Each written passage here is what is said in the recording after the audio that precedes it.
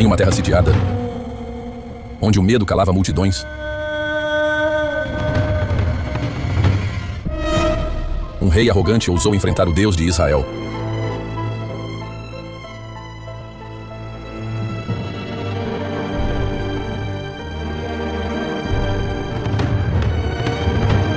Mas naquela noite, nenhum homem lutou.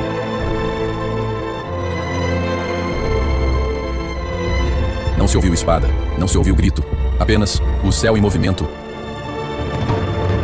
185.000 homens caíram. E ninguém viu como.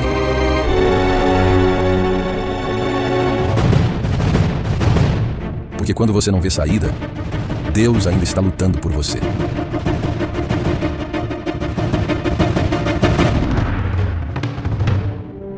A intervenção foi real. Um milagre silencioso. E você está prestes a reviver essa história. A noite em que Deus lutou sozinho.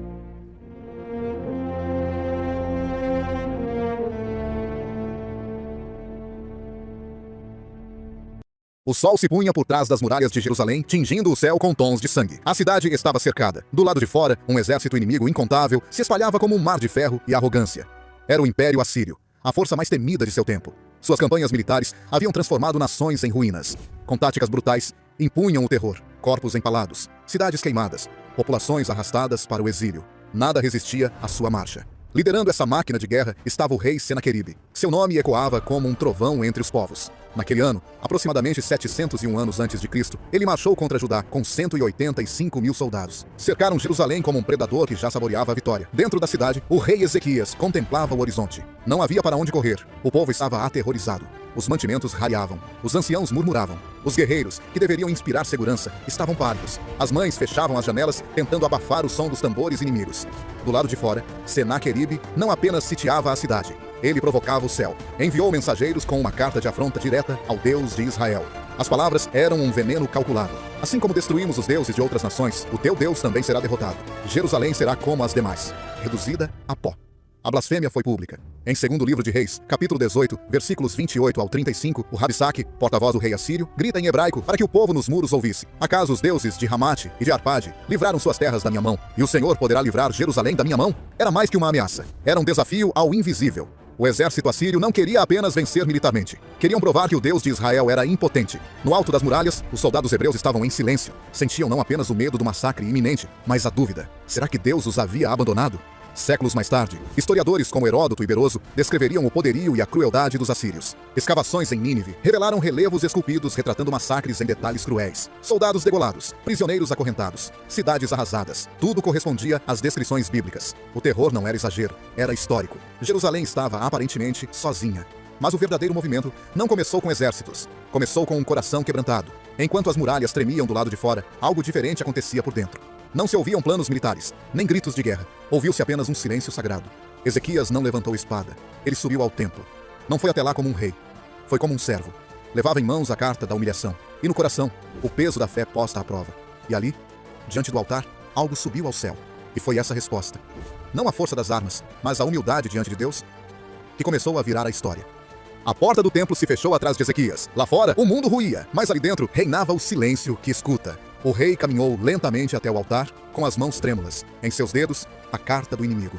Papel sujo de arrogância, carregado de ameaças e blasfêmias. Ele não a rasgou, não gritou, não chamou seus conselheiros. Ezequias fez algo que poucos reis teriam coragem de fazer. Depositou a carta diante de Deus. Segundo o 2º livro de Reis, capítulo 19, versículos 14 a 16, ele estendeu a carta diante do Senhor e orou: Ó Senhor, Deus de Israel, Tu és o único Deus de todos os reinos da terra. Inclinai os ouvidos, ó Senhor, e ouve. Abre, Senhor, os olhos e vê. Ouve as palavras de Senaqueribe, as quais ele enviou para afrontar o Deus vivo. Não havia exércitos à disposição. Não havia saída estratégica. Mas havia fé. Não uma fé barulhenta. Não uma fé que impressiona, mas uma fé que depende. Enquanto o rei clamava, o céu se movia. Do outro lado da cidade, o profeta Isaías, aquele que ouvia o que os olhos não viam, recebeu uma palavra direta. Era uma resposta. Não a ameaça, mas a oração. Isaías enviou mensagem a Ezequias. Está escrito no versículo 32 do mesmo capítulo. Assim diz o Senhor acerca do rei da Assíria. Ele não entrará nesta cidade, nem lançará nela flecha alguma. Pelo caminho por onde veio, por esse voltará. Palavras. Apenas palavras? Não, palavras de Deus. Em meio à escuridão da ameaça, veio luz. Em meio ao medo do aço, veio esperança do alto. A salvação não seria conquistada pela espada, mas pela promessa. É nesse momento que a narrativa bíblica muda de tom. Não estamos mais diante de uma história de conquista, mas de intervenção sobrenatural. Ezequias havia subido ao templo com o peso do medo. Agora, descia com o peso da fé. A cidade não tinha mais guerreiros, mas tinha uma promessa. E quem tem uma promessa de Deus não está desprotegido. O exército assírio ainda estava lá fora. Suas bandeiras ainda tremulavam ao vento. Seus generais ainda celebravam a vitória antecipada. Mas do lado de dentro, o céu já havia decidido. Ezequias não sabia como. Ninguém sabia quando. Mas o povo, antes em silêncio por medo, agora silenciava por esperança. Porque quando um homem se humilha diante de Deus, o céu inteiro se levanta a seu favor. E é aqui que a história começa a mudar.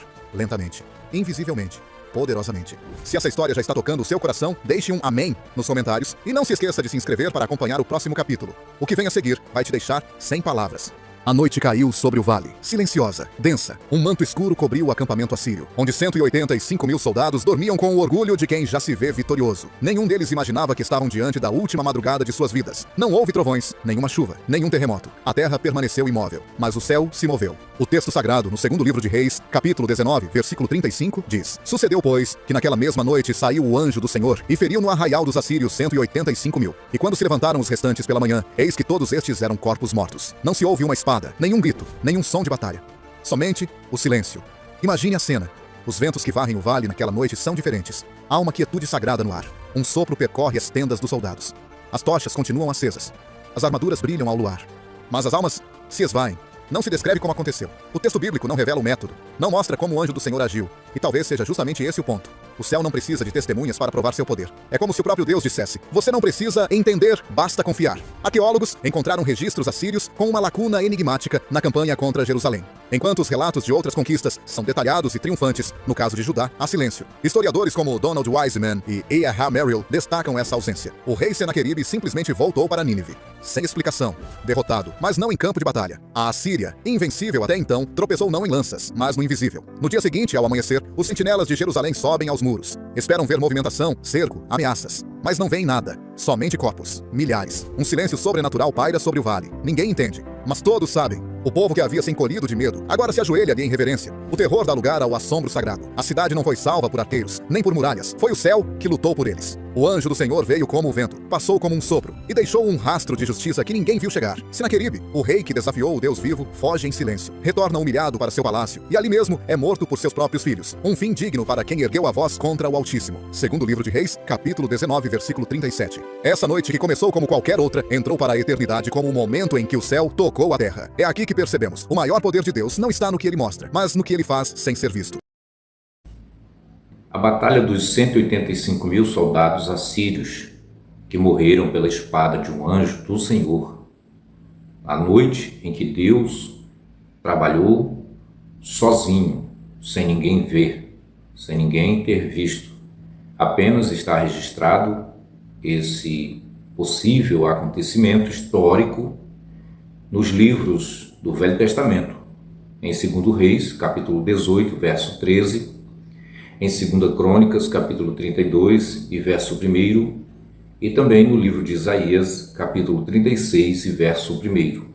Nesses 3 livros você encontra essa narrativa desse possível acontecimento histórico, na noite em que Deus lutou sozinho e matou 185.000 soldados assírios que estavam sitiando Jerusalém.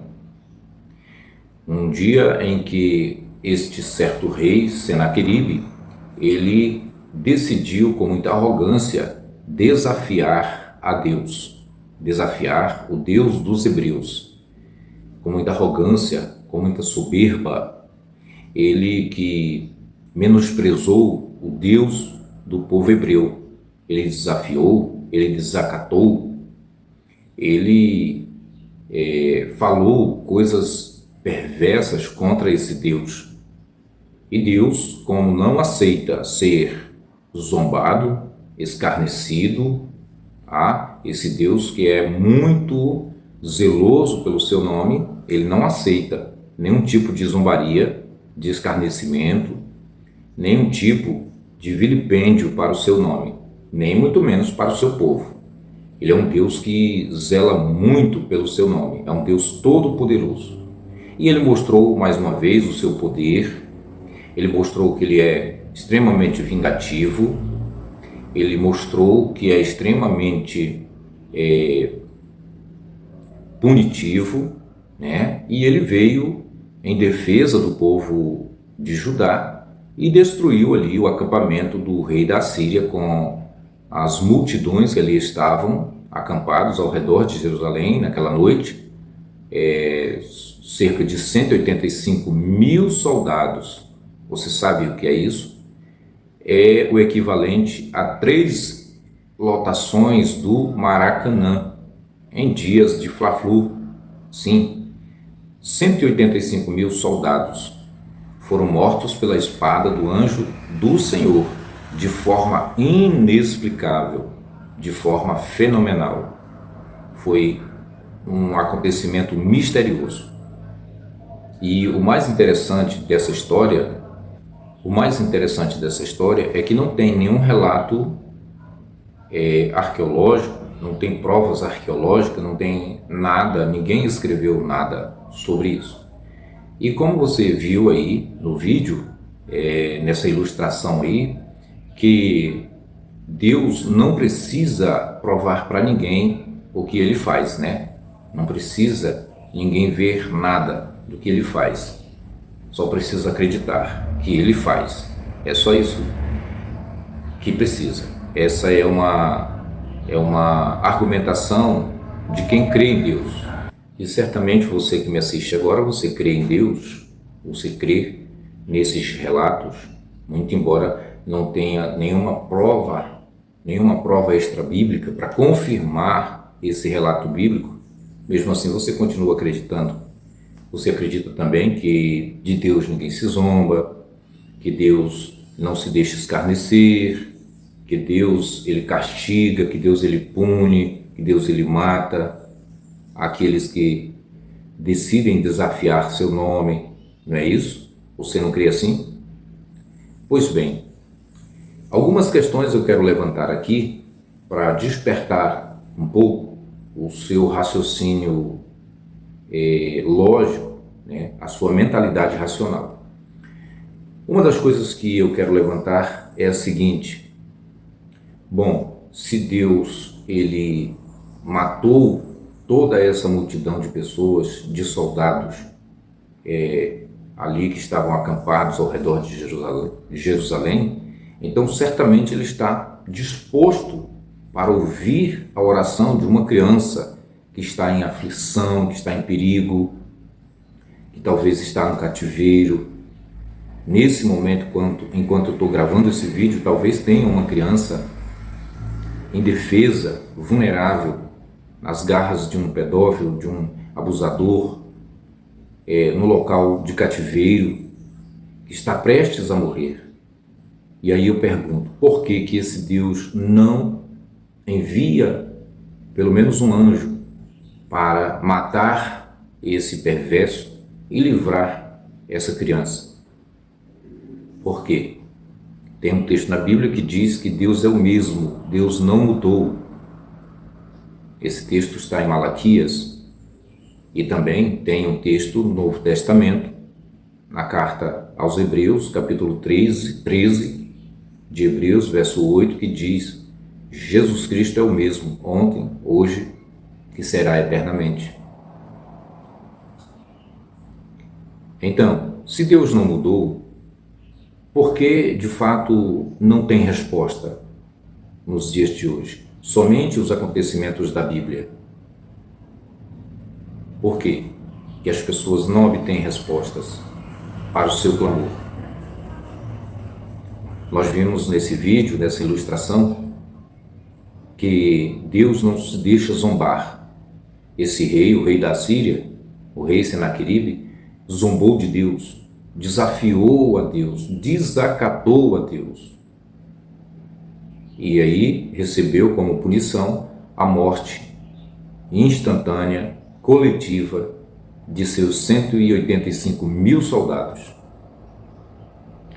Será porque Deus então não mata os ateus aqui do YouTube? Os ateus que ficam desafiando a Deus, falando que ele não existe, que ele é um Deus criminoso, se caso ele existisse, que ele só faz as coisas dentro da Bíblia. Então por que Deus ele não castiga, ele não mata os ateus aqui do YouTube? Porque o que tem de ateus aqui no YouTube que desafia a esse Deus, que desacata, que zomba, que escarnece desse Deus, não são poucos, né? Não são poucos. Mas e por que Deus não responde? Deus não castiga eles? Deus não mata eles para provar que Ele é um Deus zeloso pelo seu nome? Para que os seus crentes fiquem mais confiantes, seguros, Por que isso não acontece? Eu, por exemplo, quero lançar o meu desafio ao seu Deus, viu, crente? Se o seu Deus é vingativo assim, se Ele não aceita ser desafiado, ser confrontado, se Ele não aceita, claro, esse desafio que eu vou fazer agora é para provar que o seu Deus não existe. O seu Deus é uma lenda, o seu Deus é um mito, é uma criação mitológica que está aqui na Bíblia, na sua Bíblia, mas que pessoalmente Ele não existe. Ele não é um ser real, Ele não é um ser que pode se manifestar rapidamente, Ele não é um ser que pode fazer acontecer coisas hoje, nesse presente século, nessa presente realidade, assim como foi nos acontecimentos bíblicos, nas narrativas bíblicas. Quando a gente vê uma narrativa dessa em forma de vídeo, em forma de filme, realmente isso nos emociona, isso nos deixa emocionados. A gente fica assim como se fora do chão, acreditando que aquilo ali seja uma verdade. É bonito, é emocionante, mas não é verdade. É apenas uma lenda, é apenas uma narrativa lendária, não é de fato uma realidade. Então vai o meu desafio para o Deus dos crentes, esse Deus, o Deus que matou os 185 mil soldados do rei Senaqueribe. Vai o meu desafio. Se Ele é Deus verdadeiro, então por que Ele não socorre as crianças aflitas e necessitadas? Por que Ele não se manifesta hoje? Por que Ele não dá respostas para as pessoas sérias que buscam, através de uma investigação, uma resposta séria? Se Ele é um Deus de verdade, então que aconteça alguma tragédia comigo, de hoje para amanhã. De hoje para amanhã. Eu quero dormir nessa noite. Hoje é terça-feira, tá? Hoje é terça-feira, 13 de maio. Hoje é terça, 13 de maio de 2025. Eu quero dormir nessa noite, de hoje para amanhã, quarta-feira, e eu quero acordar amanhã com alguma deficiência. Eu quero acordar talvez cego, mudo, sem poder falar, surdo. Quero acordar, quem sabe, com um braço curto, embolado, que eu não possa mexer, que eu não possa fazer assim, esses movimentos. Eu quero ver se o seu Deus existe de verdade, que Ele venha me castigar, que Ele venha me punir. Está feito o desafio. Se o seu Deus não fizer nada disso comigo, então o seu Deus não existe de fato. Vai ficar claro. Se acontecer alguma coisa comigo amanhã, se eu, por exemplo, ficar surdo, ou cego, ou mesmo mudo, mesmo assim, amanhã eu volto a gravar outro vídeo aqui e eu vou ter alguém aqui para me auxiliar. Agora, se eu estiver morto, se eu morrer, se Deus me matar de infarto, me matar asfixiado, assim como Ele matou os 185 soldados, os 185 mil soldados do rei da Síria, aí eu não vou poder gravar, Mas alguém dos meus filhos vai vir aqui e vai dizer: olha, realmente Deus existe, porque meu pai morreu essa noite. E meu pai era um ateu, que no caso sou eu. Então eu faço esse desafio, porque seu Deus não aceita ser zombado, Ele é tão assim desequilibrado emocionalmente que ele não aceita que um homem, um ser humano, né, que é criatura dele, das mãos dele, zombe dele. Não, ele não aceita.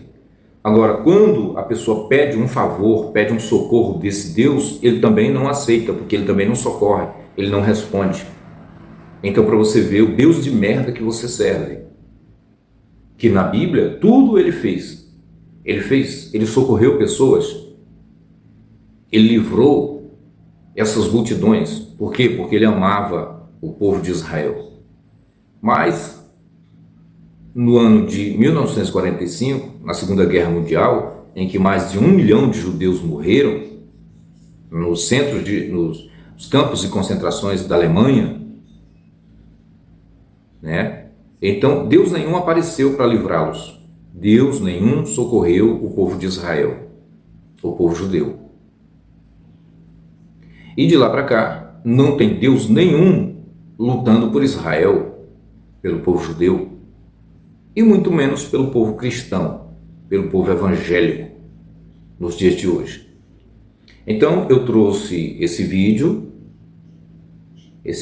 ilustrativo aí, do combate, né, da noite que Deus lutou sozinho, da grande mortandade dos 185 mil soldados, para você refletir, porque quando a gente assiste um filme desse, quando a gente lê um relato desse na Bíblia, a gente fica emocionado, a gente fica empolgado, acreditando que isso de fato exista, né? A gente, eu falo porque as pessoas que leem, né? Porque eu não tenho esse tipo de emoção. Eu sou uma pessoa cética, eu só creio se eu ver. Sem ver, sem constatação, não há fé para mim. Eu não acredito. Eu não respaldo a existência de um Deus que não se constata. Entende? E isso me livra do engano, das fantasias, das mentiras, das ilusões.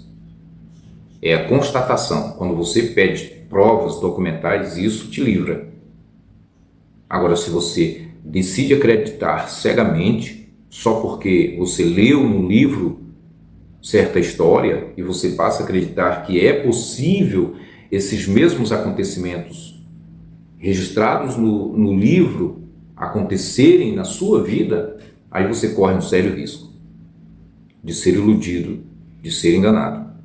Tá certo? Então eu quero ver o que você vai falar, o que você pensa sobre o meu desafio que eu fiz agora ao seu Deus, ao Deus que matou os 185 mil soldados do rei Senaqueribe, do rei da Síria. Será que ele vai me matar hoje, nessa noite de hoje, ou não? Será que amanhã eu vou voltar aqui para cuspir na cara dele de novo? É isso que veremos, tá certo? Eu aguardo, eu espero que eu possa estar de volta amanhã. Eu não quero contar com misericórdia, não quero contar com piedade, com amor, não quero não. Eu não quero, eu rejeito isso aí, não vem com esse papo, se amanhã eu estiver aqui de volta, é o amor de Deus, é porque Ele te ama, é porque Ele é um Deus de piedade. Não, negativo. Se eu amanhã voltar a gravar novamente aqui, é porque o seu Deus é um covarde, não vale nada, né? É um bosta mesmo, porque ele foi tão veloz ao matar 185 mil soldados só através de um anjo. E por que ele não faz a mesma coisa comigo? Pois é, porque ele mudou, é porque ele agora é um Deus de amor. É isso que veremos amanhã. Aguardo você. Um forte abraço.